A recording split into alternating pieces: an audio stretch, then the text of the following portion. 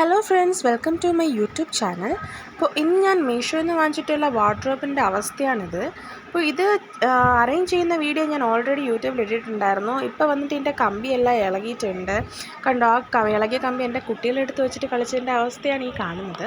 അപ്പോൾ ഇത് എന്ത് ചെയ്യാമെന്ന് ആലോചിച്ചുകൊണ്ടിരുന്നിട്ട് അത് റെഡിയാക്കുന്ന ഒരു വീഡിയോ ആണ് ഞാൻ ഈ ചെയ്യുന്നത്. അപ്പോൾ അതിനായിട്ട് ഞാൻ ടേപ്പ് വെച്ചുള്ള പണിയാണ് നടത്തുന്നത്. അപ്പോൾ ഈ ഒരു ടേപ്പാണ് ഞാൻ വാങ്ങിച്ചിട്ടുണ്ടായിരുന്നത്. ഇതും മീഷോയിൽ തന്നെ മേടിച്ചിട്ടുള്ളതായിരുന്നു.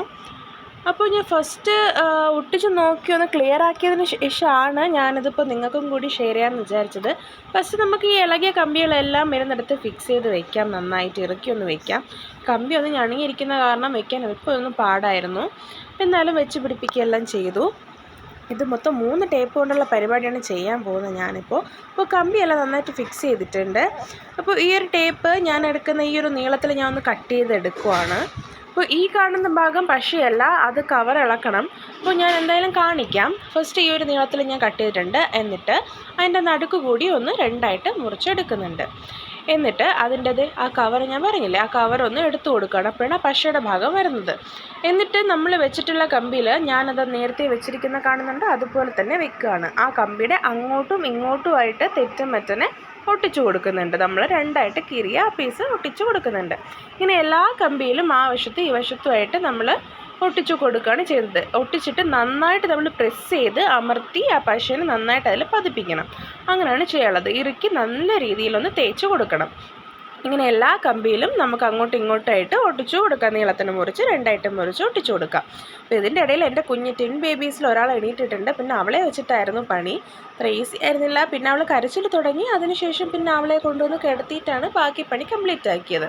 അപ്പോൾ ദേഹിക്ക് ഇങ്ങനെ 2 സൈഡ് എല്ലാ കമ്പിലും ഞാൻ കംപ്ലീറ്റ് ആക്കി വെച്ചിട്ടുണ്ട്. ടേപ്പ് ഒട്ടിച്ചിട്ടുണ്ട്. ഏറ്റവും താഴത്തെയും മുകളിലത്തെയും പോർഷൻ മാത്രം ഒട്ടിച്ചിട്ടില്ല. കാരണം അത് ഇളകുന്നില്ല, നന്നായിട്ട് തന്നെ ആ പോർഷൻ ഇരിപ്പുണ്ട്. അപ്പോൾ ഇത്രയും ഒട്ടിച്ചതിന് ശേഷം എനിക്ക് ഈ ടേപ്പ് ഇത്രയും മിച്ചം വന്നിട്ടുണ്ട്. നല്ല ടേപ്പാണ്, നല്ല ക്വാളിറ്റിയും ക്വാണ്ടിറ്റിയും ഉണ്ട്. നെക്സ്റ്റ് ഞാൻ ഈ ഒരു കറുത്ത ടേപ്പ് വെച്ചിട്ടാണ് ഒട്ടിക്കാൻ പോകുന്നത്. ഇതിൻ്റെ പുറത്ത് ഒരു സേഫ്റ്റിക്ക് ഉണ്ട്, ഇളകി വരാതിരിക്കാനായിട്ട് സ്ട്രോങ് ആയിട്ടൊന്നും ഇരിക്കാനായിട്ട് ഞാൻ ഒട്ടിച്ചു കൊടുക്കുകയാണ്.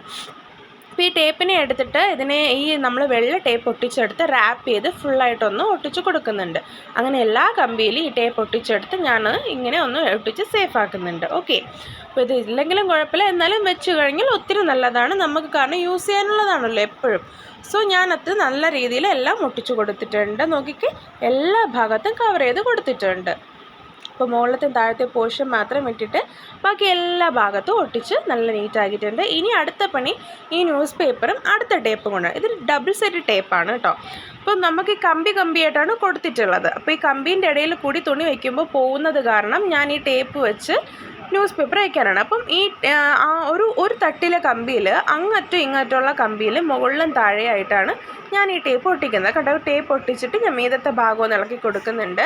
എന്നിട്ട് ഒരു കെട്ട് പേപ്പറിൽ ഇതേപോലെ സ്റ്റേപ്ലർ പിന്ന് തുറക്കുന്ന ഭാഗത്ത് വെച്ച് അടിച്ചതിന് ശേഷമാണ് ഞാൻ വെച്ച് കൊടുക്കുന്നത്. എന്നിട്ട് അടിഭാഗത്ത് ഒട്ടിച്ചു കൊടുക്കുന്നുണ്ട്. അതിനുവേണ്ടി അടിഭാഗത്തും കൂടി ടേപ്പ് വെച്ചിട്ട് ഞാൻ ഒട്ടിക്കുകയാണ് ചെയ്യുന്നത്. അത് ഞാൻ നിങ്ങൾക്ക് കാണിച്ചു തരാം.